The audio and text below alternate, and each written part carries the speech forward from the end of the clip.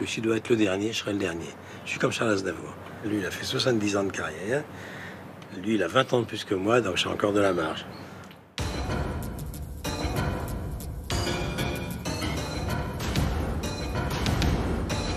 Quand on a 27 ans, les gens nous sous-pèsent un peu. À 27 ans, mais bon, ok, il est du coin, ils veulent qu'on aille les voir, qu'on aille leur serrer la main, en les regardant dans les yeux, en leur faisant la bise. Il faut surtout leur donner l'impression que ce soit vrai. Voilà. Il faut les aimer. C'est une équipe jeune, je trouvais très talentueuse. Vous aviez misé donc 150 000 euros en tout. Oui. Vous avez perdu 150 000 euros.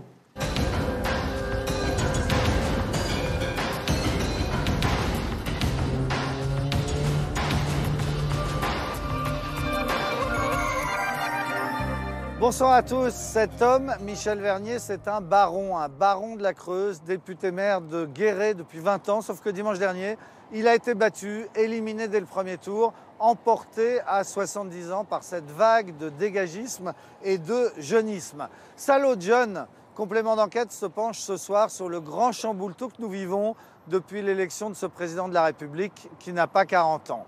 Pour en parler, nous sommes venus ici à Paris, devant l'Assemblée nationale, là où va débarquer dimanche prochain une vague de députés néophytes et souvent très jeunes. On va donc se rendre dans la Creuse pour suivre cette législative où le deuxième tour opposera deux candidats de 27 et 40 ans.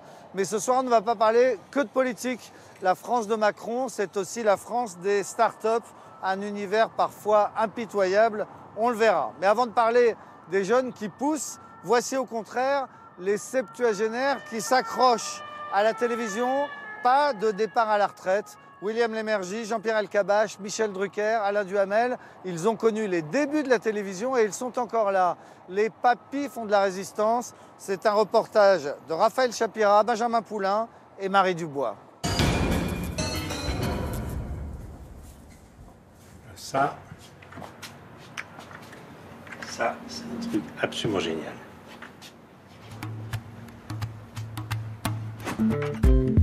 Depuis 20 ans, chaque matin, le même rituel.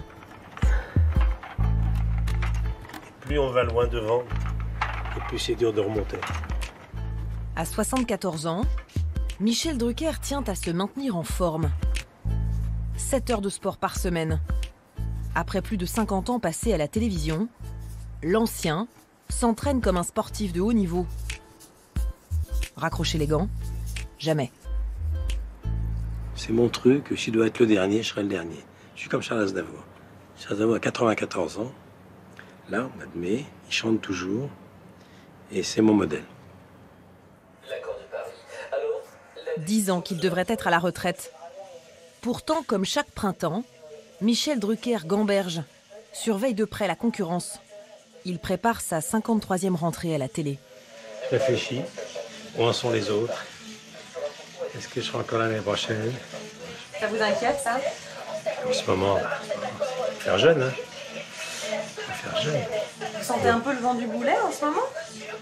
Je suis régulièrement, tous les 4-5 ans. Je m'y prépare, mais ceux qui à chaque fois m'ont fait comprendre qu'il fallait dégager, ils sont plus là. Et moi, je suis toujours là sur mon vélo et sur mon canapé. Un canapé rouge, à la télé tous les dimanches, depuis 20 ans. Michel Drucker fait partie des plus de 70 ans encore à l'antenne. Comme lui, ils sont encore une poignée à causer dans le poste, alors que l'époque est au jeunisme et qu'une nouvelle génération prend le pouvoir. Michel Drucker, l'animateur dont la carrière a démarré en même temps que la télé, à l'ORTF, quand il avait 22 ans. Alors vous allez nous dire tout ce que vous savez sur l'athlétisme et sans trembler. Hein. Oui, monsieur. Commençons par les principaux résultats enregistrés à l'étranger, à Kassel, en Allemagne de l'Ouest. Nous avons aussi suivi Alain Duhamel, 77 ans. LCI, Canal+, Antenne 2, Europe 1 ou RTL, l'éditorialiste a travaillé partout et traversé la Ve République. J'existe depuis la première élection du président suffrage universel direct. Alors ça, c'est devenu une originalité par la force des choses. Duhamel, Drucker, quels sont leurs secrets pour durer? Pour étouffer les ambitions de leurs cadets? N'est-il pas temps de laisser la place? Portrait croisé de 2 papys qui font de la résistance.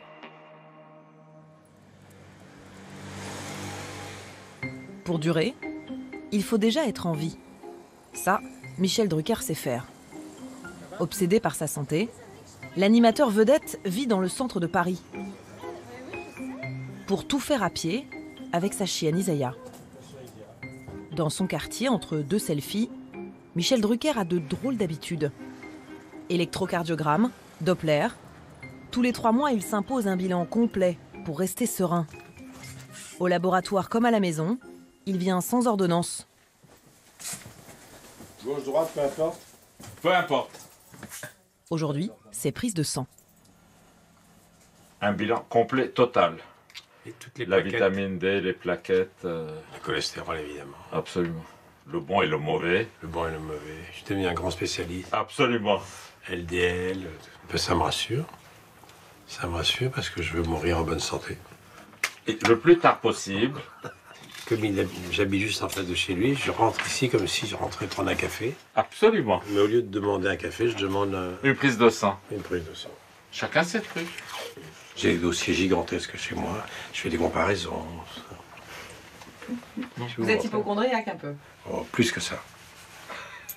Comme on dit à la campagne, je m'écoute. Regardez, tu vois que mon pouls est plus lent qu'avant.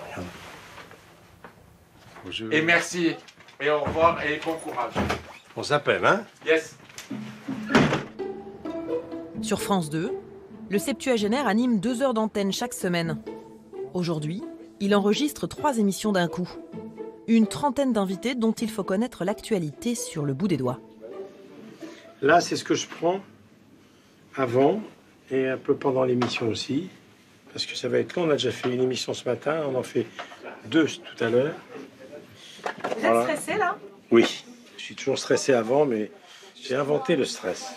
J'ai inventé l'angoisse.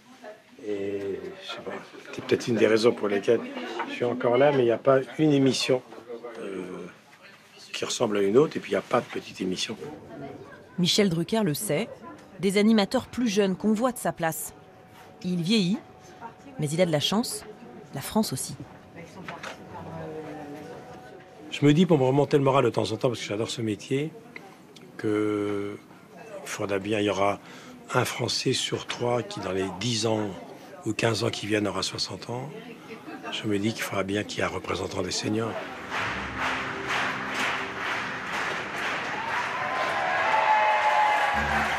Vous allez reprendre la route, ça y est, on va vous voir sur scène, vous avez déjà... Même si l'audience s'est un peu érodée ces dernières années, l'émission reste chérie des plus de 60 ans.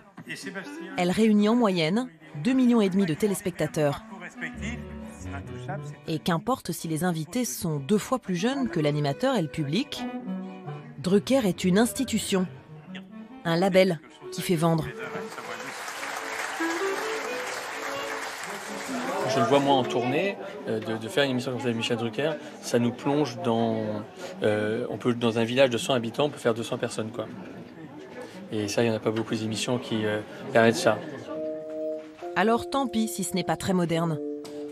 Ces papys du PAF sont des visages rassurants pour le public.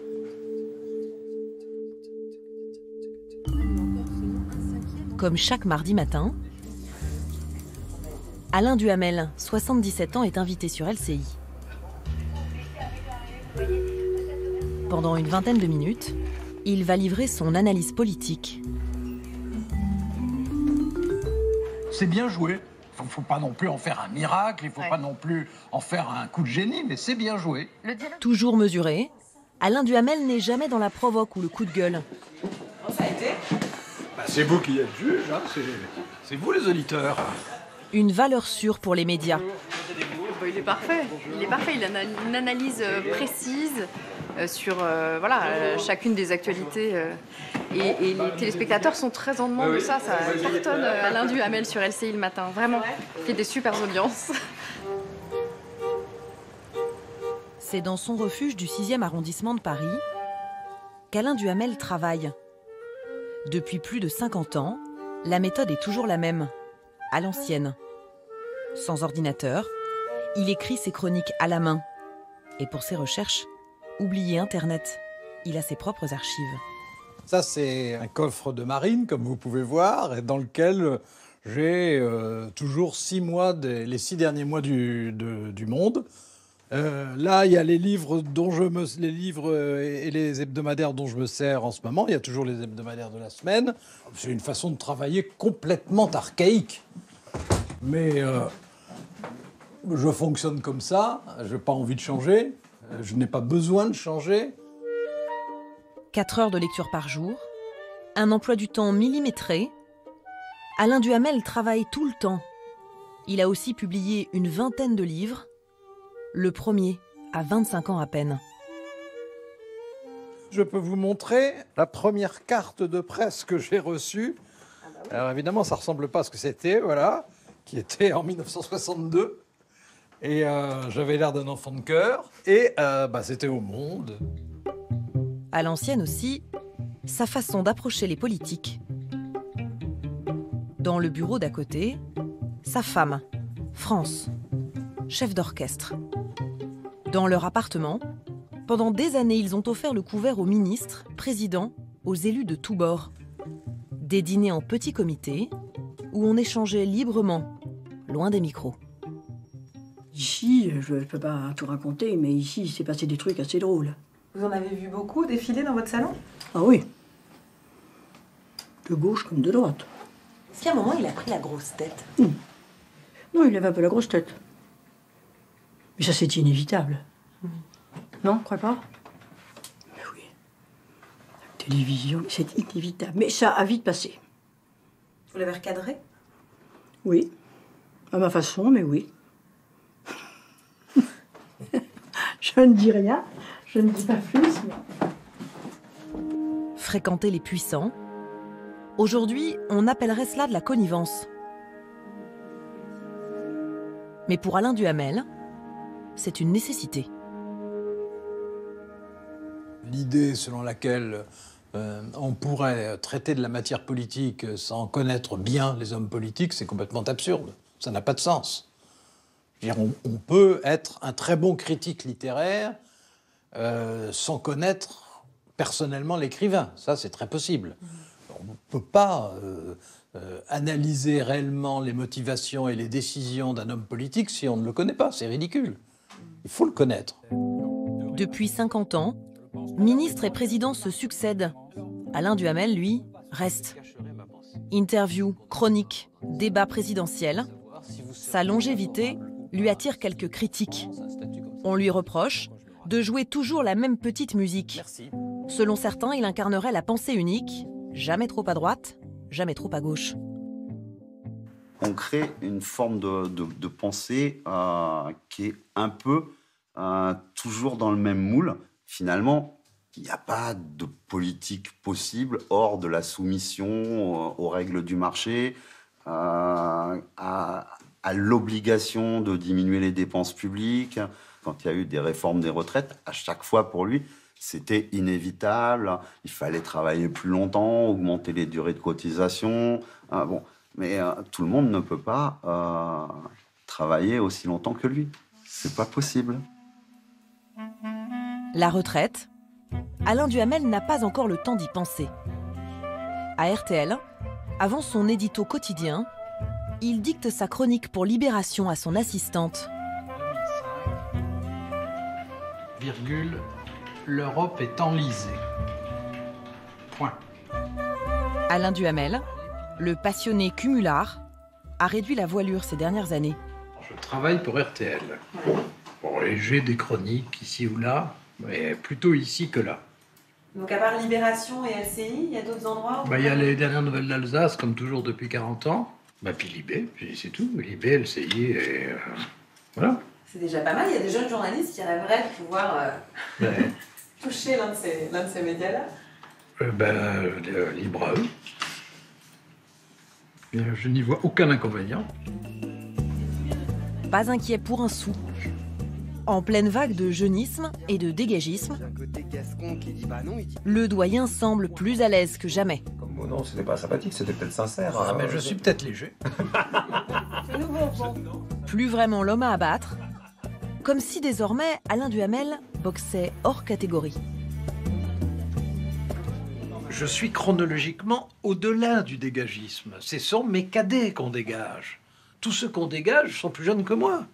Je pense qu'il y a un stade à partir duquel les gens vous aiment ou ne vous aiment pas, apprécient ou n'apprécient pas, ça chacun fait comme il veut, mais où on vous regarde un peu comme un vestige pittoresque. Donc on ne vous met pas avec la vague de ceux qui exercent les responsabilités. Bon, en plus, moi, j'ai jamais voulu diriger, donc au moins on peut pas me reprocher de mal diriger. Refuser les promotions, les postes à risque, privilégier la durée plutôt que d'accéder au pouvoir. Et si c'était ça le secret? Comme Duhamel, Drucker aussi a décliné des offres prestigieuses. Président de chaîne, de radio, présentateur du 20h, il adore raconter comment dans les années 80, il a résisté à Silvio Berlusconi. À l'époque, le patron de la 5 lui offre un pont d'or. Je vois ces chiffres-là, je dis, ah, c'est quand ça va être dans la presse que je signe un contrat de 80 ou 100 millions d'euros pour 7 ans de production. Je décroche le téléphone, je tutoyais Silvio Berlusconi. Silvio, ah, tu es riche, hein? La maman est contente, tu es riche. Hein? J'ai oublié de te dire, tu auras Ferrari en plus. Ah, c'est non. Silvio, finalement, ça. Comment? Il y a un problème paiement, tu veux offshore, tu veux compte à Singapour. Je dis non. C'est pas un problème de banque et de monnaie, Silvio. Donc je suis resté pour des clopinettes dans le service public, mais je crois que j'ai dû gagner 10 ans. Un peu plus que des clopinettes, car entre-temps l'animateur est devenu producteur. Aujourd'hui, sa société emploie 20 salariés et fait 13 millions de chiffre d'affaires. Mais Drucker ne dit pas combien il gagne et cultive cette image d'homme simple. Le gendre idéal, devenu chouchou des politiques. Avec Nicolas Sarkozy, il partage la passion du vélo. Tu as vu? Quand il n'y a pas assez de bruit dans la campagne, tu viens avec moi, ça fait du bruit. Là, c'est le succès. Avec Jacques Chirac, l'amour des animaux. Pour ses 77 ans, il lui offre un joli cadeau. Oh, il est tout à fait mignon, ce bichon. Voilà, c'est un bichon frisé. Oui.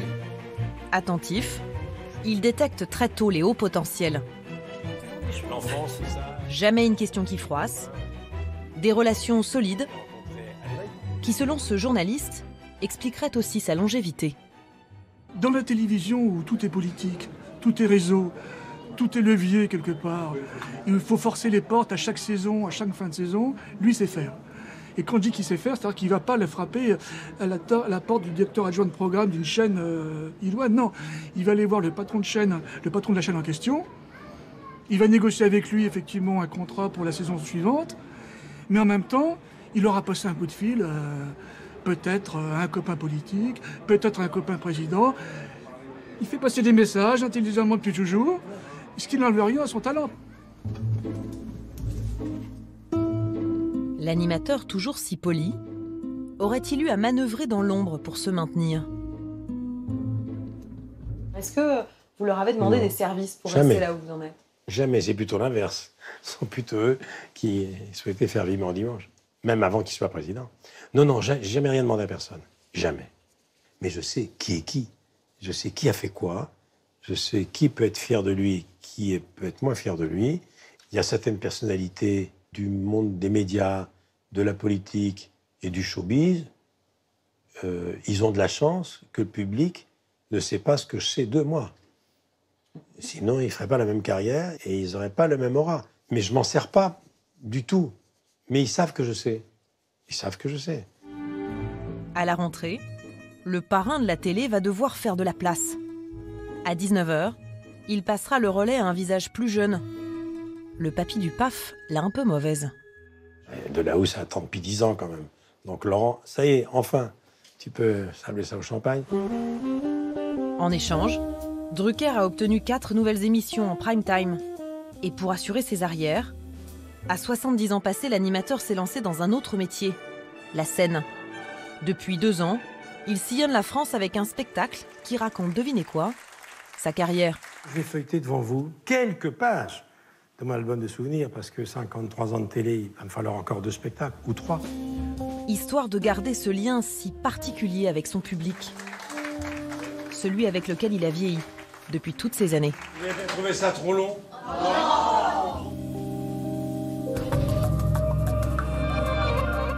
Et voilà pour ce reportage signé Raphaël Chapira et Benjamin Poulain. On se retrouve avec vous, Alain Duhamel, bonsoir. Bonsoir. On est à l'arrière de l'Assemblée nationale qui visiblement est en plein chantier en attendant l'arrivée de cette vague de nouveaux députés dont certains seront très jeunes et seront élus dimanche. On se retrouve après avoir vu ce portrait croisé de Michel Drucker et de vous. Vous êtes reconnu dans ce portrait? Oui, oui. Défaut et qualité. Alors, qu'est-ce qui fait que... J'ai l'impression qu'il y a deux métiers où on ne part pas à la retraite. Il y a les politiques, où jusqu'à présent, ils ne partaient pas à la retraite, et puis nous, les journalistes. Les journalistes, il leur arrive de partir à la retraite malgré eux, quand les audiences dégringolent, ou quand eux-mêmes sont moins bons, parce qu'il y a des phases où on est meilleur que d'autres. Hein.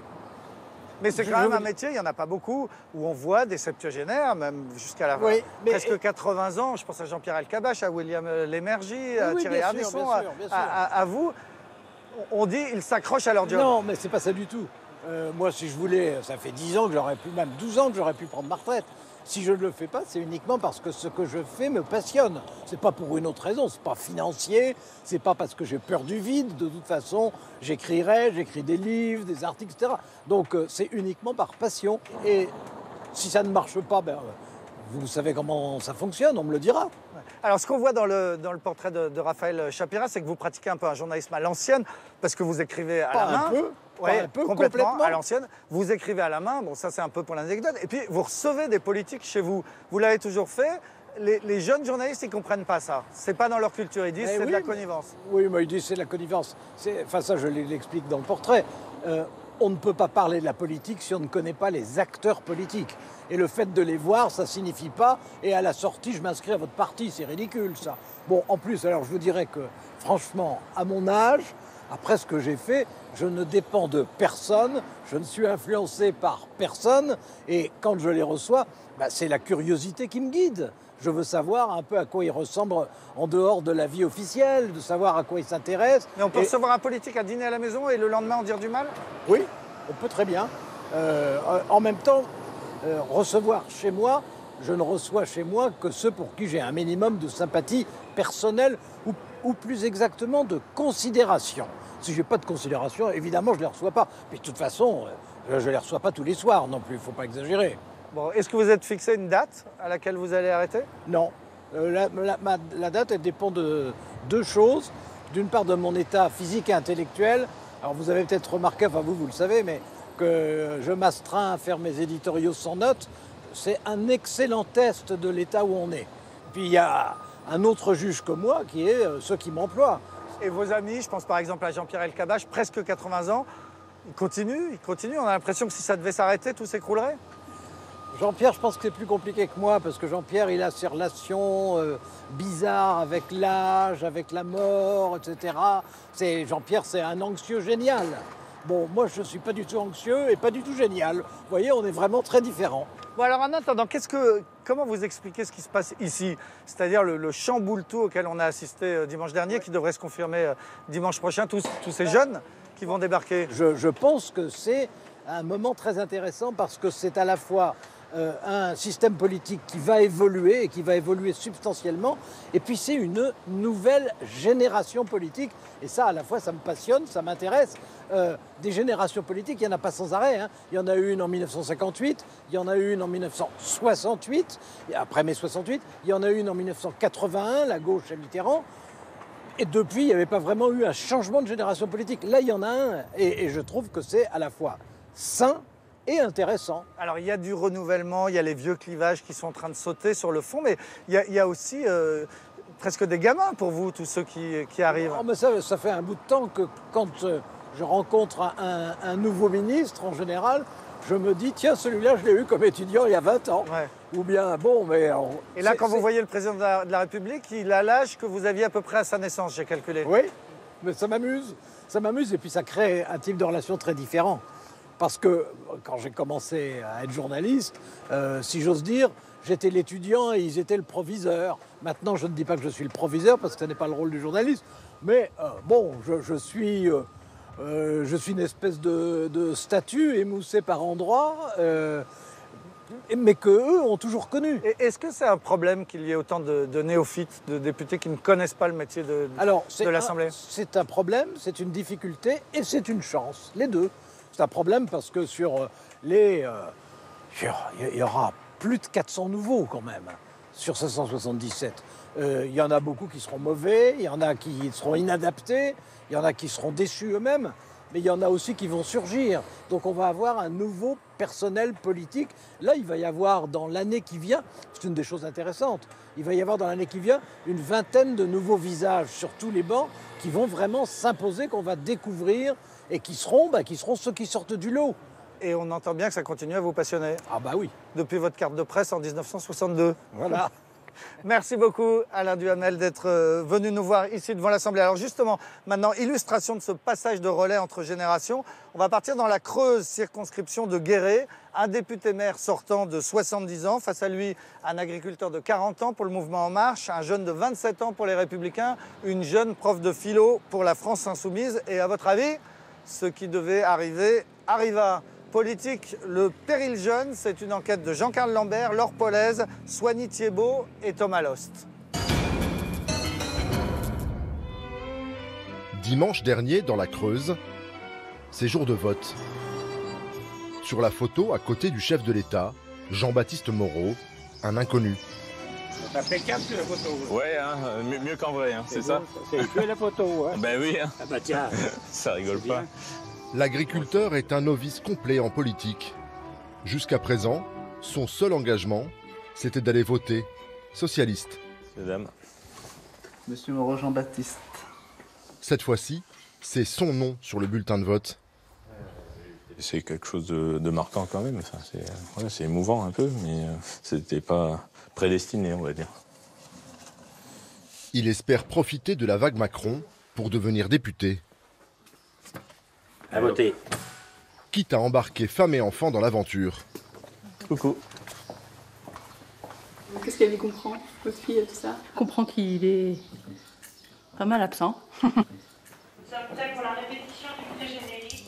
2 semaines plus tôt, dans les locaux de France 3 Limousin, nous l'avions rencontré juste avant son premier débat. Bonjour. Pas trop de stress? Oh non, non, pas spécialement. Non, pas de stress particulier. Déjà un vieux routier?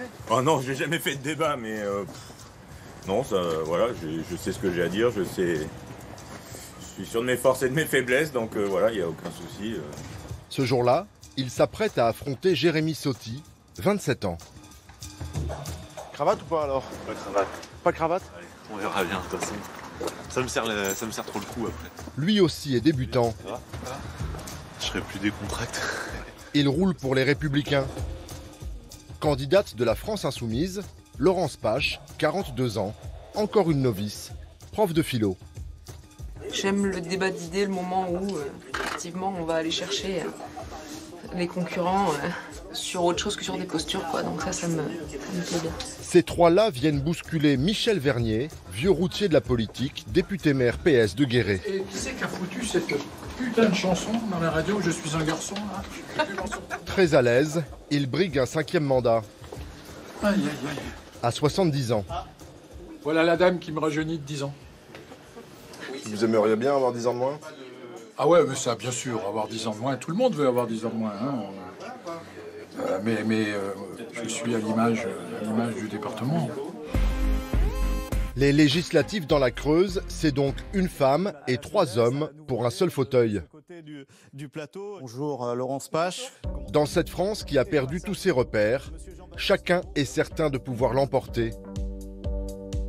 Un baron socialiste qui défend son trône face à une intellectuelle insoumise, un jeune républicain très ambitieux et un éleveur entré en politique il y a à peine 2 mois.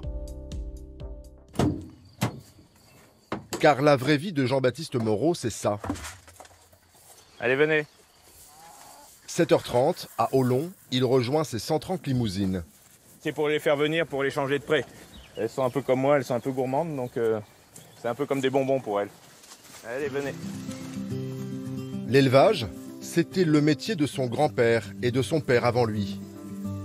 Depuis quelques semaines, les législatives compliquent la tâche. Le matin, on fait le travail sur l'exploitation jusqu'à 10h, 9h30, 10h, et puis après on part en campagne. Même si on est dans la campagne déjà. Et du coup, le papa a repris du service? Oui, un peu. Ça me fait plaisir quand même, parce que mon fils se présente aux législatives, bon, c'est quand même une bonne chose. Donc voilà. La vie de Jean-Baptiste était toute tracée. Mais à 40 ans, il a décidé de tout changer, emprunter 30 000 € pour faire campagne et devenir député.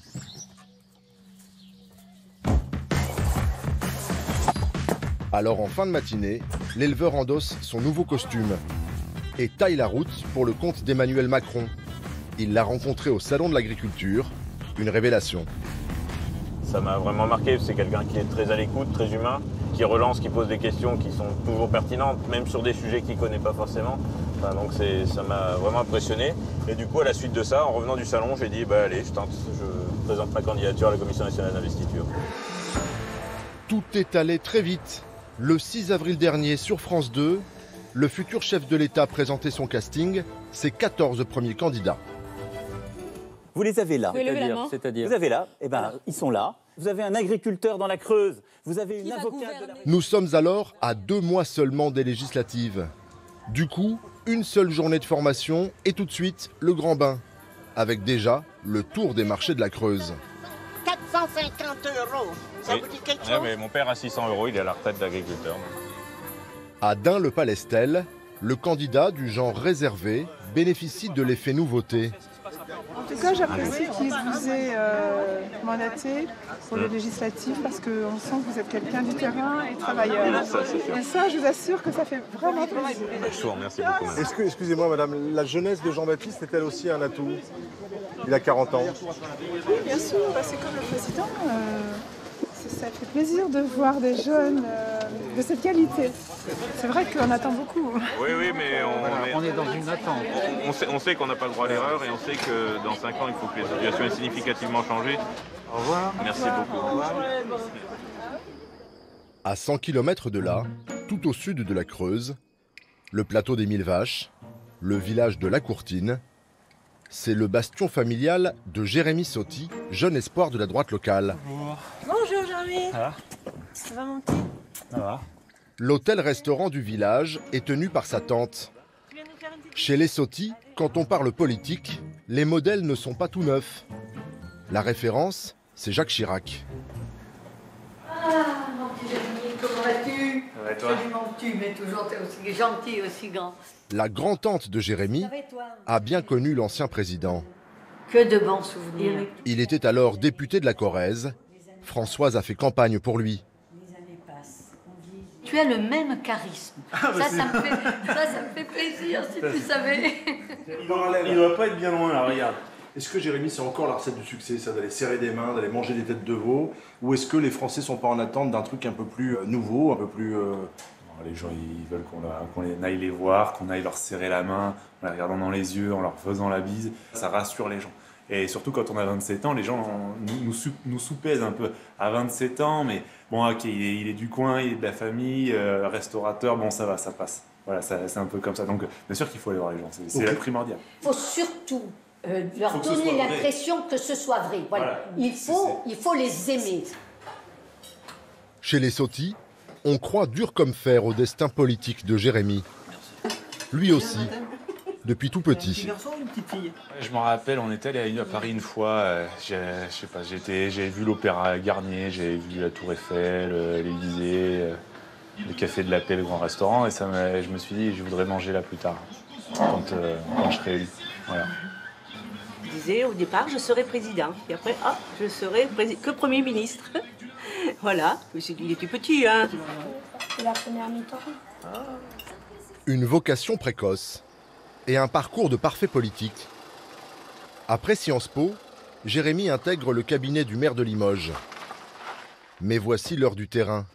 Ce soir, baptême du feu, il va tenir sa première réunion publique. À ses côtés, son mentor, Jean Auclair, ancien député UMP de la Creuse pendant 20 ans. Plus on arrive vers l'échéance, plus je stresse un petit peu de pression, c'est normal pour la première. À 27 ans, c'est normal. Il peut pas être hyper décontracté. La première fois qu'on va au charbon comme ça, se présenter à une législative, heureusement qu'il a du stress quand même. Parce que sinon, ça ferait pas sérieux. C'est bien. Les Républicains ont associé au jeune homme, comme suppléante, Brigitte Jameau, une figure de la politique locale, de 30 ans son aînée. Pour la réunion de ce soir, Jean Auclair lui donne quelques ficelles et lui souffle des bons mots. Avec le président de la République, on a un point commun, on a tous les deux une Brigitte. On est jeunes. Et puis, ça c'est bien ça. Et puis moi, on a accentué la différence d'âge. C'est important de faire rire, monsieur Auclair. Écoutez, tous les électeurs ne sont pas des pisse-froids. Et à droite et au centre, et ben, on est des gens avec de la faconde. Voilà. Faire une campagne électorale triste, on emmerde les gens. On dit que quand on a des bons mots, c'est vachement sympa. Pour cette première, Jérémy a choisi de limiter les risques. Dans un département plutôt de gauche, ici à Saint-Fiel, on vote à droite. Allez, merci beaucoup d'être venus si nombreux. Vraiment, à Saint-Fiel, ça fait plaisir. 25 personnes dans la salle. Et au premier rang, l'ancien député qui juge la prestation de son poulain. Moi, je sais ce que je pense que c'est aussi un signal très fort qui est donné, parce qu'on ne peut pas dire d'un côté qu'on lutte contre, on doit pouvoir équilibrer les territoires. L'aménagement des territoires, on a vraiment besoin. Bon, moi aussi, je suis jeune. Moi aussi, j'ai ma Brigitte. Hein, donc, vous voyez, je suis pas clivant. Donc, hein? Ah oui, elle est moins vieille. Avant les élections, Jérémy animera une vingtaine de réunions publiques comme celle-ci. Le 18 juin au soir, on fera la fête. Et dans tout le département. Et on va commencer un petit peu ce soir parce qu'on a bien parlé, on a bien mérité. Allez.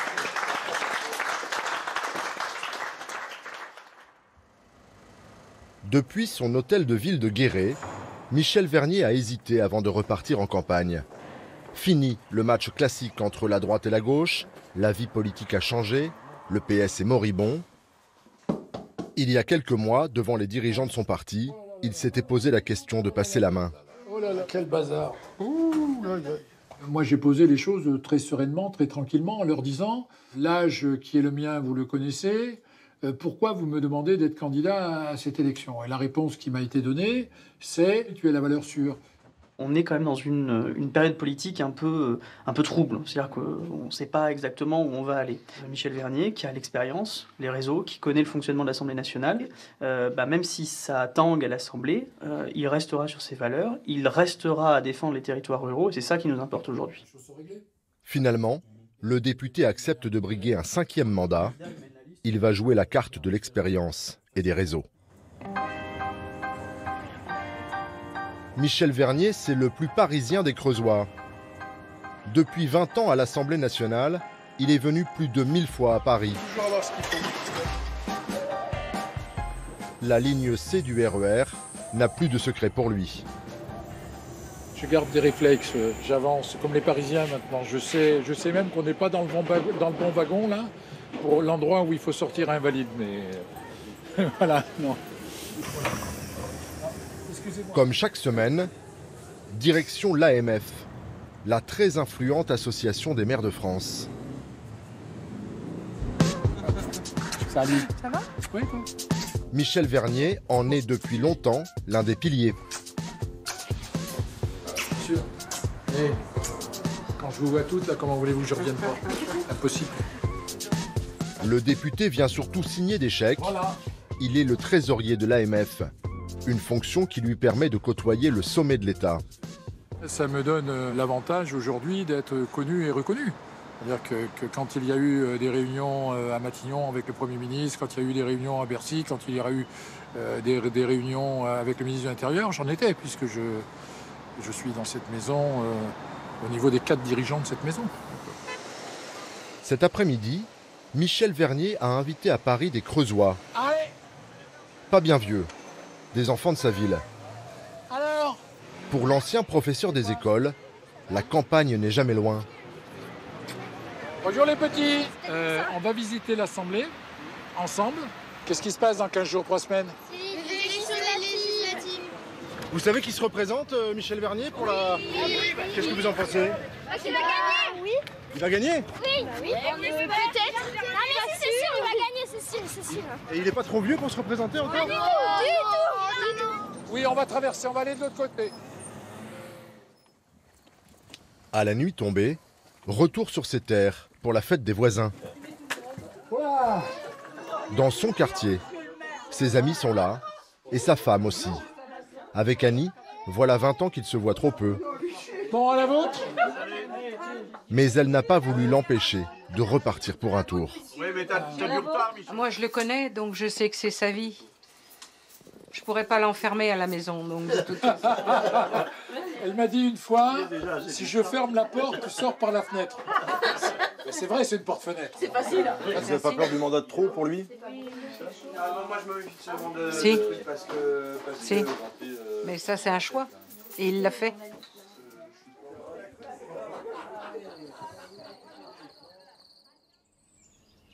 Dimanche dernier, c'est le jour J pour les candidats.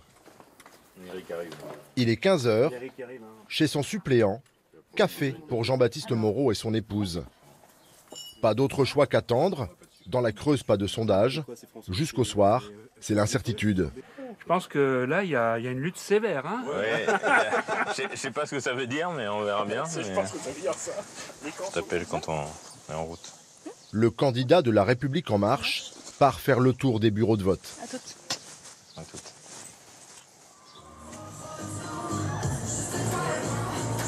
Guéret, 18h. À l'hôtel de ville, le dépouillement commence. Municipale, législative, Michel Vernier en est à sa 9e élection. Avant ça, 8 combats, 8 victoires. Il n'a jamais perdu. Comment ça va ce soir? Moi je vais bien, tel que je vois les choses, il va y avoir Monsieur Moreau probablement en tête et moi deuxième. Bon, alors après on va faire les additions, on va regarder, on va voir ce qui se passe, mais voilà, l'effet Macron, et puis derrière la résistance du vieux sage qui est quand même là. Enfin, je savais que ça serait comme ça. Maintenant je regarde les petits traits, les petites colonnes, et puis on va voir ça dans un petit moment. Il est 18h30. Je les recompte quand même. Hein. La tendance se confirme. 26, c'est ça? Ouais. Ça fait le deuxième tour, ça. Oui, deuxième. Michel Vernier, pour le moment deuxième, derrière le candidat d'Emmanuel Macron. Donc ça va, tout est permis. Ah ouais? Vaut mieux ça.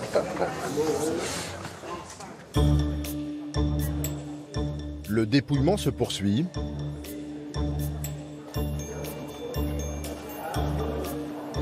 Sauty.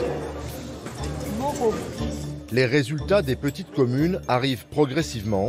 C'est quoi là au deuxième tour? Pour l'instant, c'est Moreau d'En Marche qui est en tête, Jérémy Sauty des Républicains deuxième et Michel Vernier PS qui est distancé, 5 points d'écart, mais il reste la moitié des bureaux de vote à dépouiller.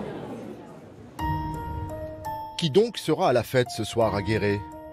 Il est 20h, on ne le sait toujours pas. Il vient d'annoncer que Sauty est à 18, toi t'es à 14, et il manque les grandes villes de... Il manque quand même les grandes villes. Il manque les grosses villes. Michel Vernier a perdu son sourire et s'enferme pour un huis clos avec ses proches.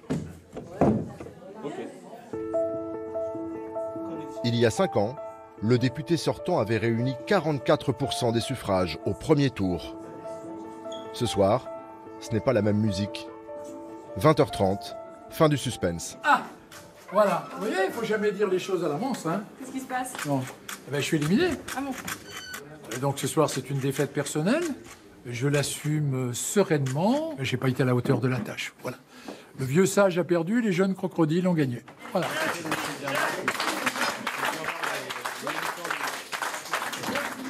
Fin de sacre pour Michel Vernier, sorti sèchement par 2 juniors. Car au second tour, pour les Républicains, c'est finalement Jérémy Sauty, 27 ans, loin derrière le candidat de La République En Marche. faudrait qu'on fasse un meeting commun avec Barouin ou un Ponte, quoi. Salut les gars. Salut, ouais. Vous pensez déjà au deuxième tour là? Ah bah, je suis en plein dedans, vous voyez, j'ai plein de coups de fil et vous savez, moi j'ai toujours pensé que c'est gagnable, etc. Et puis ben moi je suis convaincu que je peux le faire. Alors j'essaie de trouver un petit coup, une petite idée qui puisse inverser les tendances parce que c'est pas perdu. Des réflexes de pro déjà, et selon son coach, un bel avenir devant lui. Ça va. Un poulain, il court pas encore assez vite. Quand il sera cheval, il va courir très très vite et il doublera tout le monde.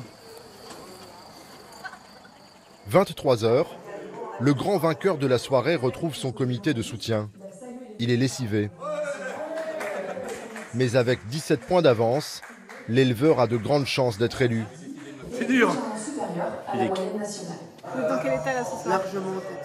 Content, mais à la fois voilà, avec le poids sur les épaules du fait que voilà, ça sera les échéances se rapprochent, on va dire, et il va falloir mettre les bouchées doubles tout au long de la semaine. Jean-Baptiste est peut-être le futur plus jeune député de la Creuse. Il y croit. J'ai eu un message du président alors, qui m'a dit. Il n'est pas le seul. Félicitations Jean-Baptiste pour ce beau score, il ne faut rien lâcher au second tour, tu vas gagner, amitié Emmanuel Macron.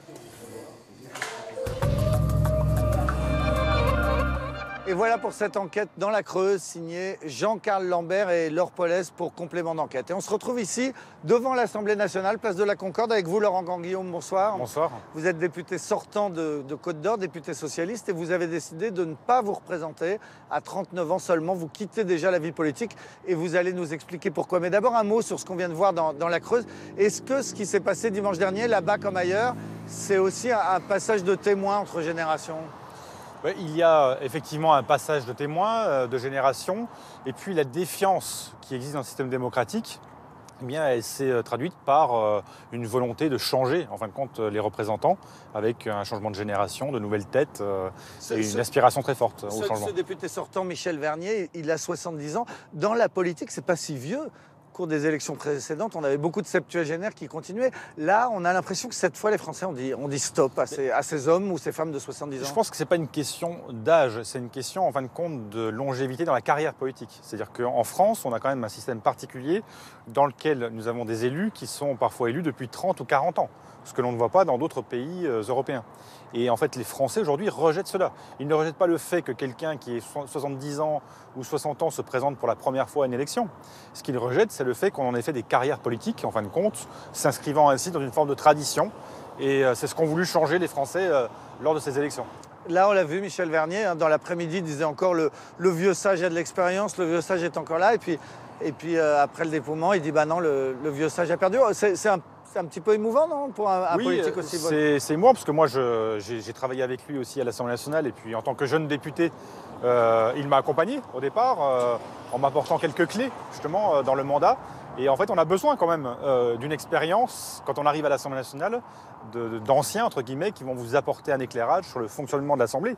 Parce qu'il y a beaucoup de codes, il y a beaucoup de clés à comprendre. Alors vous-même, vous étiez le jeune dauphin d'un vieux baron, d'un vieux sage, le maire de Dijon, François Rebsamen. Vous étiez programmé pour lui succéder à la mairie de Dijon, élu très jeune, député donc il y a 5 ans. Qu'est-ce qui fait que vous avez dit non, stop, cette carrière-là, je ne la ferai pas? J'ai fait 10 ans de mandat. Entre des mandats locaux et nationaux. Là, j'ai vraiment envie de retourner à la vie professionnelle. Mon dernier métier avant d'être élu, c'était conseiller en formation. Après, si j'ai envie, dans les années qui viennent, de me représenter à des élections à Dijon ou à un niveau national, eh bien, je me représenterai. Personne ne pourra me l'empêcher. Par contre, moi, je ne veux pas dépendre de la politique au sens d'en faire un métier.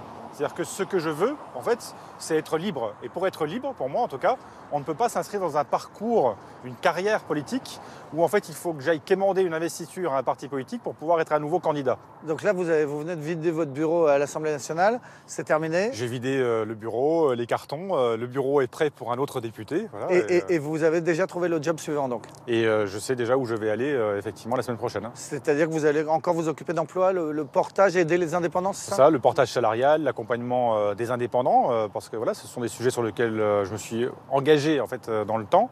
Et puis je crois qu'aujourd'hui, on est dans une période aussi où il faut inventer voilà, de nouveaux champs des possibles sur les questions de l'emploi. Alors c'est une démarche assez originale, hein, c'est quand même assez rare. À votre âge, on rappelle que vous avez 39 ans. Comment ont réagi vos collègues députés? Comment ont réagi vos amis en Côte d'Or? Alors, en Côte d'Or, ça a été beaucoup de messages de soutien des citoyens. Après, par contre, au niveau parfois des élus, j'ai subi quelques critiques. Voilà, on va dire souvent injustifiées, parce qu'en fait, cette décision, elle a bousculé un peu le système politique local. C'est-à-dire, en fait, ma décision, le fait de dire à 39 ans, je vais faire autre chose, eh bien, ça sort des habitudes et ça gêne. Voilà. Mais ça ne gêne pas les citoyens. Les citoyens, eux, ils m'ont apporté leur soutien et c'est vraiment ce soutien-là que je retiens. Alors, vous nous l'avez bien expliqué, hein, ça correspond à un projet personnel de passer à autre chose et tout. Mais ça tombe bien aussi, parce que dites-moi, vous aviez quand même des chances d'être battu, non? Les sortants socialistes ont été emportés par une vague En Marche, ça aurait pu vous arriver aussi, non? Ce qui est sûr, oui, parce qu'en fait, je ne sais pas de quelle investiture j'aurais bénéficié. Moi, je connais bien Emmanuel Macron, puisque j'ai été rapporteur de sa loi sur la partie simplification. En même temps, le PS, effectivement, a subi une lourde défaite, c'est vrai. Donc je ne sais pas ce qu'aurait été ma situation. En tout cas, si j'avais eu l'investiture du PS, c'est sûr qu'elle n'aurait pas été simple, vu les résultats aux élections nationales. Le Parti socialiste que vous venez de quitter récemment? Oui, alors quand j'ai entendu les discours après le premier tour des responsables du Parti socialiste, je me suis dit, après 21 ans d'engagement, je ne vais pas continuer. C'est-à-dire que j'espère qu'il y aura d'autres choses qui vont émerger, mais moi je ne peux pas rester dans un parti qui ne s'interroge pas sur les causes de sa propre défaite. Or, après le premier tour, ils ont mis un couvercle et ils ont dit, il n'y a rien à voir, continuons comme ça. D'ailleurs, le résultat, c'est que ça a été pire que la présidentielle. Merci beaucoup, Laurent Grand-Guillaume, futur ex-député. On vous souhaite bonne chance donc, pour votre nouvelle carrière dans la vie civile. Alors, on va continuer à parler maintenant de la guerre des générations, mais cette fois dans l'économie. La France de Macron, c'est aussi la France des start-up, de ces jeunes qui créent leur boîte, qui lèvent des millions, qui embauchent et qui n'oublient pas d'installer des baby-foot près de la machine à café Nespresso. Sauf que parfois, ces gamins foncent dans le mur et laissent sur le carreau des milliers de personnes. C'est l'histoire qu'on va vous raconter maintenant. Take it easy, petite start-up et gros scandale. Un reportage de Zoé de Bussière, Pauline Juvigny et Vincent Gobert.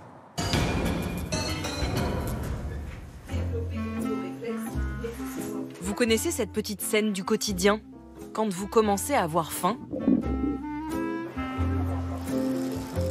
mais que rien ne vous inspire dans vos placards, pas plus que dans votre frigo.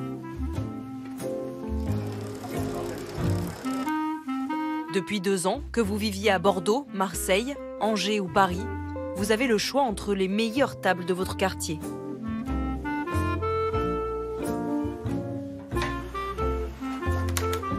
En moins d'une demi-heure, vous pouvez commander ce que vous voulez en direct de votre restaurant préféré. Bonjour. Bonjour. Livraison. Merci. Même pas besoin d'avoir l'appoint, vous avez déjà payé avec votre smartphone. Un Français sur 10 fait déjà appel à ces services et le marché est en pleine croissance. Derrière cette révolution, il y a Take It Easy.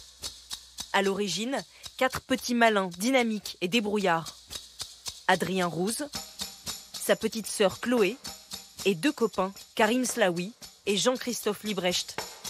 4 amis d'enfance, moyenne d'âge 25 ans, ils sont les premiers à importer l'idée en France. Ils parviennent à livrer 1 million de repas à travers l'Europe, après avoir levé 17 millions d'euros et une armée de coursiers à vélo. Une boîte jeune, cool, une success story façon Silicon Valley, et 3 ans après, le crash. La belle histoire commence ici, à Bruxelles, en 2013. Dans cette petite rue, nous retrouvons 2 des 4 associés, Adrien et Karim.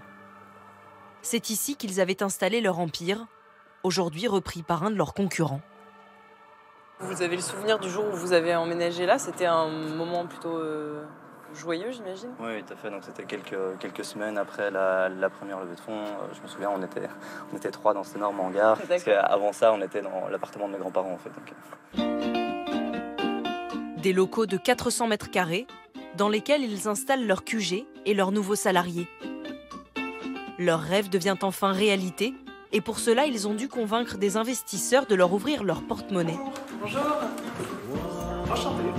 L'un des premiers à avoir accepté, c'était Bernard Verdout, un business angel comme on dit. En une réunion, la petite bande a su le séduire.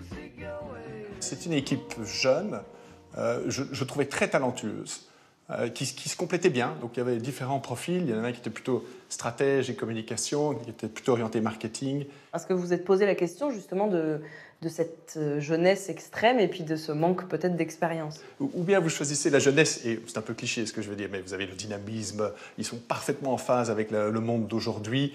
Puis vous avez effectivement de l'autre côté un certain manque d'expérience qui peut se refléter notamment dans la manière de gérer une entreprise. Mais même s'il y avait cette inexpérience, le jeu en valait la chandelle. Les 4 petits génies apprennent vite et partent en quête de toujours plus d'argent. En 2015, ils parviennent à lever 6 millions d'euros, puis 10. Ils embauchent 160 salariés, s'étendent alors à la France, l'Espagne, l'Angleterre. La stratégie est parfaite, car pour se développer dans ce secteur, il faut du cash et vite. Si votre promesse client, c'est d'être livré en 30 minutes dans une ville, vous devez avoir des coursiers quasiment dans tous les quartiers de cette ville. Mais si vous n'avez pas de commande dans un quartier, le coursier, lui, il ne va pas travailler gratuitement et attendre toute la soirée sans avoir de revenus. Si vous démultipliez ça sur 10, 15, 20 villes, il faut avoir un volume de commandes qui permet d'arriver au point d'équilibre. Et donc, ce sont des modèles qui demandent énormément d'argent. Il faut beaucoup d'argent pour être partout, d'autant que le marché est colossal. 90 milliards d'euros rien qu'en Europe. Forcément, il est vite convoité. Take It Easy, jusque-là seule à Bruxelles ou Paris, est désormais concurrencé par Deliveroo, Foodora et Uber Eats. Et ce n'est pas le seul souci de nos jeunes patrons. Ils ont voulu grossir très vite, peut-être un peu trop vite. Et 3 ans après le lancement, leur société n'est toujours pas rentable. Fin 2015, les pertes atteignent 10,5 millions d'euros. Take It Easy France était en perte de 3 millions, plus ou moins. En Angleterre, de 1,2 million. En Espagne, de 1 million. À partir du moment où l'investissement a été engagé, vous savez que le personnel, vous devez continuer à le payer, se pose la question du financement de l'année suivante. Trouver de l'argent, vite, pour survivre et payer les salaires. Début 2016, les caisses sont vides. Adrien et Karim sont aux abois. Ils tapent à toutes les portes, à commencer par celle de leur principal investisseur, Rocket Internet, un fonds allemand. Mais le vent a tourné et Rocket Internet s'est choisi un autre poulain, leur concurrent direct, Foodora. C'est le début de la fin. Ils tentent un dernier coup de poker, se faire racheter, en vain. Ils ont joué dans la cour des grands, ils ont perdu, et à leurs yeux, ça n'est pas vraiment de leur faute. Contrairement à des fonds d'investissement plus classiques, ça ne dérange pas Rocket Internet de parier sur plusieurs chevaux. Malheureusement, ils ont déployé Foodora également sur les marchés dans lesquels on était, ce qui n'était pas l'accord initial qu'on avait à la base avec eux. À ce moment-là, comment vous vous sentez? Vous trahissez un peu? On sent un peu. Oui, on regrette la décision, on se sent un peu stupide. Peut-être qu'on aurait pu ou qu'on aurait dû essayer de se faire racheter encore plus tôt que ce qu'on a fait. Le 26 juillet 2016, ils mettent la clé sous la porte, sans préavis.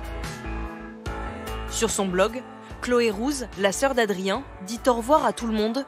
Pas de mea culpa, plutôt de l'autosatisfaction. Et à la fin, en quelques lignes, un petit merci aux restaurateurs.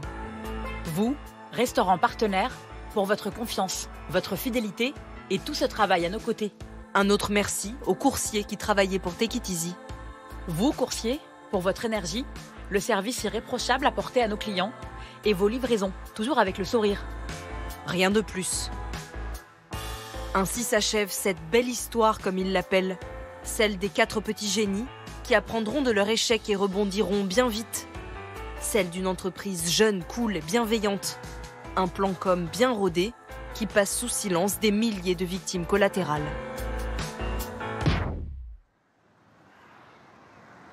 L'autre histoire de Take It Easy, c'est celle de Vincent et des 4500 coursiers qui roulaient pour la start-up. Aucun n'a été payé pour ses dernières semaines de travail. Pourtant, durant des mois, Vincent a pédalé à toute vitesse dans les rues de Rennes pour tenir la promesse de Take It Easy, un repas livré encore chaud. Moi, j'ai eu un accident, par exemple, où j'étais presque à 40 km/h parce que j'étais en retard sur une course, que je savais que la course devait être livrée dans l'immédiat et chaude. Donc voilà, j'ai pris des risques.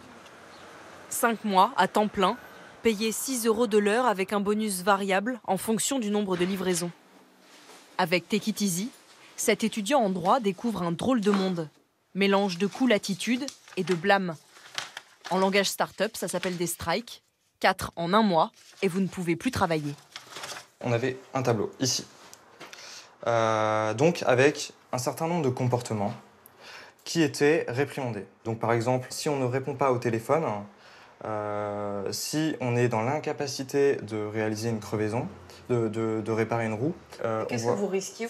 Les strikes, c'était quoi concrètement? Clairement, c'était l'éviction, c'est-à-dire qu'on vous déconnecte du jour au lendemain, sans aucune notification. Des exigences, comme une entreprise en demanderait à ses salariés, sauf que Vincent et les autres coursiers n'étaient que de simples indépendants, au statut précaire d'auto-entrepreneur. Un auto-entrepreneur réalise une prestation de service, peu importe la façon dont il le fait, peu importe les moyens au final, vu que la prestation est réalisée. Par contre, nous, dans ce cadre-là, où on nous fait l'appel, comme à l'école, 15 minutes avant, où on contrôle nos positions GPS, où on nous impose de répondre au téléphone, où on est sanctionné au moyen de strike, ça, c'est véritablement des indices, et ce n'en est que quelques-uns, qui démontrent voilà, un lien de subordination. Take It Easy nie tout salariat déguisé. Une chose est sûre, avec ce statut, Vincent n'était pas protégé en cas d'accident. Il ne cotisait pas non plus au chômage. Quand la société a fermé, il s'est retrouvé sans aucun revenu. Un choc pour lui et pour ses camarades partout en France. Tu vas bien? Tu vas bien, Vincent? Comme Hugo et Laura, une étudiante colombienne. Elle, comme d'autres, affirme qu'elle travaillait même sans le statut d'auto-entrepreneur. Quand je suis entrée chez Take It Easy, j'ai voulu faire mon statut d'auto-entrepreneur. Mais en fait, j'ai compris que je n'avais pas le droit, car je n'avais qu'un simple visa étudiant. Take It Easy, qu'est-ce qu'ils vous ont dit quand ils ont compris que vous ne pouviez pas avoir le statut d'auto-entrepreneur? Ils m'ont dit qu'il n'y avait aucun problème, que je pouvais quand même travailler. Donc vous travailliez sans aucun statut? Non. Non. Et ils le savaient à Take It Easy? Oui, ils le savaient. Ils le savaient. Pour moi et pour ma sœur, qui étaient dans le même cas. Pire, les 4 dernières semaines, les coursiers ont tous pédalé gratuitement sans le savoir. Take It Easy ne leur a jamais versé leur dernier paiement, 1 600 € dans le cas de Laura. Quand Take It Easy a fermé, du jour au lendemain, ça a été un choc. Je n'avais même pas d'argent pour payer l'université, ni pour payer mon loyer. Ça a été un moment difficile. Très difficile. Et finalement, pour pouvoir payer la fac, on a dû emprunter de l'argent à des gens qu'on connaissait et à la banque. Sinon, aujourd'hui, on ne serait même plus en France. Alors, les remerciements, un brin léger des patrons, ça passe mal. Take It Easy doit à certains coursiers plus de 10 000 €. Autre victime collatérale, les 3000 restaurateurs avec qui la start-up travaillait. Parmi eux, Jordan Felders, un Américain amoureux de Paris, qui a créé Cantine California. Ici, les burgers sont bio, les produits viennent de petites coopératives agricoles. Bon appétit. Jordan a vite été approché par les commerciaux de Take It Easy, des jeunes comme lui qui semblaient partager les mêmes valeurs. Une partie de leur argument, ce qui rend presque plus absurde toute cette histoire, c'était qu'eux, ils étaient éthiquement plus sains, que leurs coursiers étaient exclusivement en vélo, qu'ils avaient un respect pour l'environnement et le social. On avait compris en fait qu'on pouvait leur faire confiance, de dire ok, vous prenez des centaines de repas de notre restaurant tous les semaines, vous ne payez rien, mais tel écrit sur le contrat, vous allez nous reverser les 90% de l'argent que vous avez collecté, que cet argent, vous avez compris que ce n'est pas le vôtre, que vous nous restituez et que ça soit automatique. Cantine California fait jusqu'à 700 repas par mois livrés par Take It Easy. La collaboration fonctionne bien jusqu'en juin 2016. Subitement, les virements ont arrêté. Un premier virement n'a pas été fait. On a commencé à se demander qu'est-ce qui se passait. On a eu des réponses obscures et floues, qu'il y avait un jour férié en Belgique, qu'ils ne pouvaient pas faire le virement, mais qu'on ne devait pas s'inquiéter, c'était en cours. Et un deuxième virement s'est pas fait, un troisième. Et on est arrivé à un stade où plus de 12 000 € en fait, avaient disparu. Jordan et d'autres restaurateurs ont porté plainte au pénal. C'est le seul moyen pour eux d'espérer revoir un jour leur argent. C'est aussi une question de principe, car on leur a menti. En mars 2016, les associés jouent leur va-tout. Les comptes vides, ils empruntent 5 millions d'euros à un fonds basé à Jersey, une sorte de crédit en attendant de trouver un racheteur. Fin juillet, ils ne peuvent plus payer leur traite, tous leurs comptes sont saisis, c'est la faillite. Pourtant, durant tous ces mois, ils ont choisi de ne prévenir ni les coursiers ni les restaurateurs. Et un an après, si c'était à refaire, Adrien et Karim ne changeraient rien. Nous, on était 100% focus sur sur la réalisation d'une transaction, justement pour sauver la boîte, pour sauver les employés, pour sauver les créditeurs, pour sauver tout le monde. Donc, le fait de communiquer avec nos partenaires, que ce soit restaurants ou coursiers, qui auraient probablement des retards dans les paiements, aurait fait que sans doute une partie d'entre eux aurait arrêté de travailler avec nous, ce qui aurait diminué les chances en fait que le deal aboutisse. Est-ce qu'aujourd'hui vous comprenez le fait que certains soient en colère ? Évidemment qu'on comprend et on est désolé, bouleversé. C'est quelque chose qu'on pourra jamais réparer. Mais je pense que sans faillite, on n'a pas d'entrepreneuriat non plus. C'est pas possible d'avoir des nouvelles sociétés qui fonctionnent en diabolisant une faillite ou en diabolisant l'échec. Il n'y a plus personne qui va entreprendre quoi que ce soit. Pragmatique ou désinvolte. 3 jours après la faillite, Chloé Rouse dit au revoir à sa manière sur les réseaux sociaux, avant de poster de nombreuses photos de ses vacances italiennes sur l'île d'Elbe et en Toscane. Difficile à avaler pour les coursiers, qui attendent toujours d'être payés. Une 60aine ont décidé d'attaquer Take It Easy devant les prud'hommes. Parmi eux, Laura et Vincent. Alors ça, c'était pendant que moi j'étais à l'usine, en train de faire du travail à la chaîne dans ma petite ville, parce que j'ai dû réattaquer sur de l'intérim derrière, parce que j'avais plus de revenus, plus rien. Et pendant ce temps-là, eux, ils étaient en vacances. Pendant ce temps-là, les coursiers rennais, les coursiers niçois, les coursiers parisiens, les 2500 coursiers se galéraient. Je comprends pas ces personnes-là. Elles ont vraiment, véritablement aucune empathie. Ils ne seront fixés sur leur sort qu'en octobre prochain. D'ici là, les jeunes businessmen de Take It Easy seront en train de lancer leur nouveau projet. Ils auraient déjà approché des investisseurs. Et voilà pour ce reportage signé Zoé de Bussière et Pauline Juvigny. On se retrouve maintenant dans une start-up à Neuilly, juste à côté de Paris. On est avec Julia Bijaoui. Bonsoir. Bonsoir. Vous êtes la fondatrice de Frichti, qui est donc logé ici. On ne voit pas le baby-foot, parce que je disais tout à l'heure, c'est un peu un cliché dans les startups, il y a des baby-foot, mais il y a quand même des open space, un bar, c'est très sympa. Frichti, vous l'avez créé il y a 2 ans. Oui. Vous avez levé, comme on dit, énormément d'argent. On va en parler. D'abord, votre regard sur ce qu'on vient de voir. Ce sont des gens de votre âge, un peu dans le même domaine, celui de la livraison de nourriture à domicile, sauf qu'eux, ils ont échoué. Effectivement.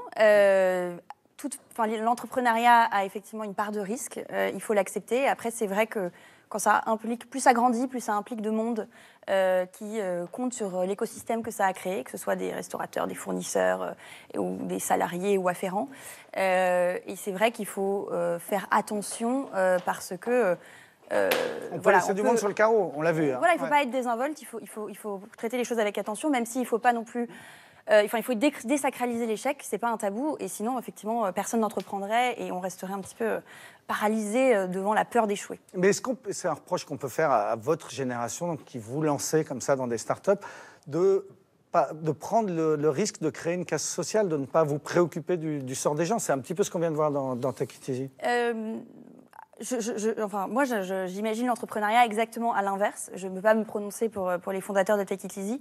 J'estime que voilà, on doit entreprendre tout en étant extrêmement conscient de ce qui nous entoure, d'avoir un impact positif sur la société, qui soit environnemental, qui soit en termes d'emploi, en termes d'agriculture. En l'occurrence, nous, on parle de nourriture, donc faire les bons choix aussi là-dessus.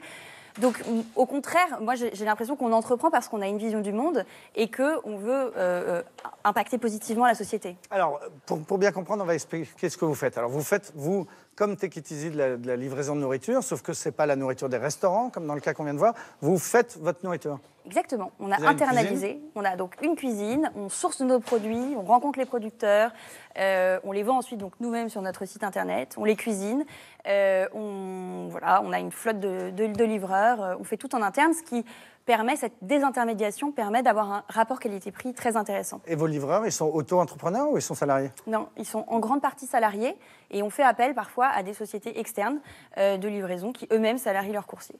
Alors là où on entre dans un autre univers par rapport à ce qui pouvait exister ces dernières années, c'est que ce que vous venez de nous décrire, c'est une cuisine, de la livraison de nourriture, ça existe depuis toujours, sauf qu'avec les startups nouvelle génération et les gens de votre âge, on passe dans un autre monde en termes financiers. Vous avez levé 42 millions d'euros pour faire une cuisine?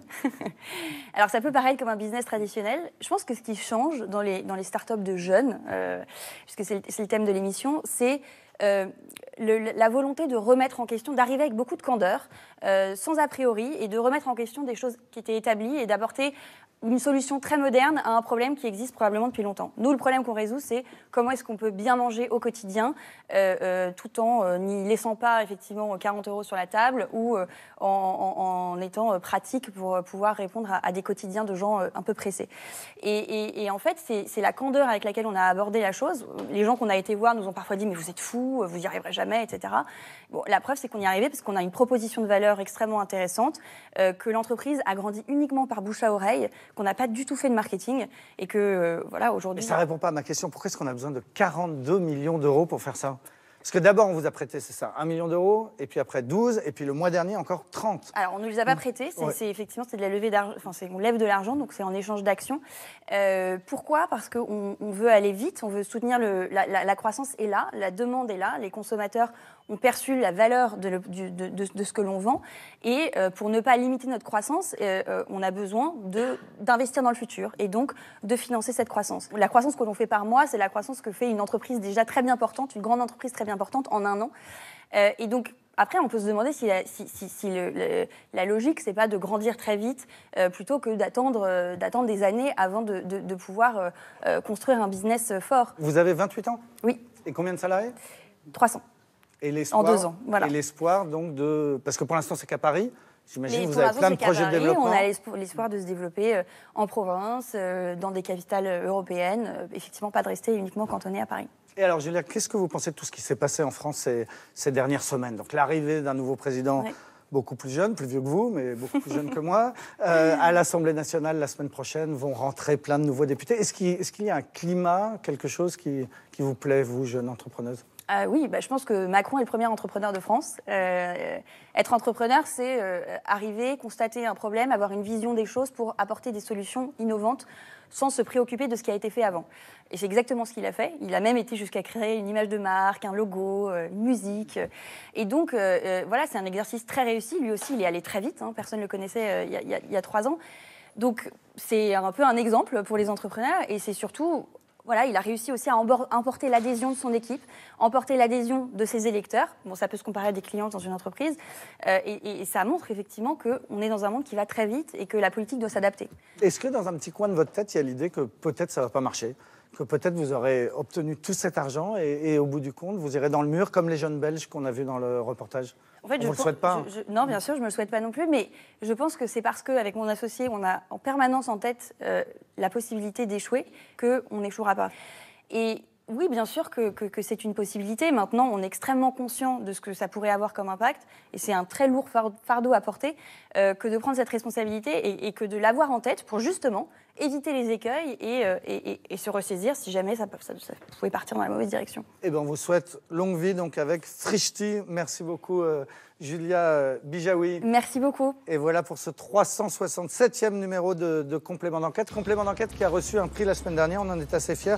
C'est l'association Enfance Majuscule qui a récompensé l'émission qu'on avait fait l'an dernier qui s'appelait Scandale pédophile, des secrets bien gardés. Félicitations donc aux reporters qui avaient fait cette émission. Alors, merci à ceux qui m'ont aidé à réaliser cette émission aujourd'hui, à la rédaction en chef Thomas Auro, Clément Castex et Samuel Humez, Caroline Durand à la préparation des plateaux, Philippe Lallemand à leur réalisation. Très bonne soirée sur France 2.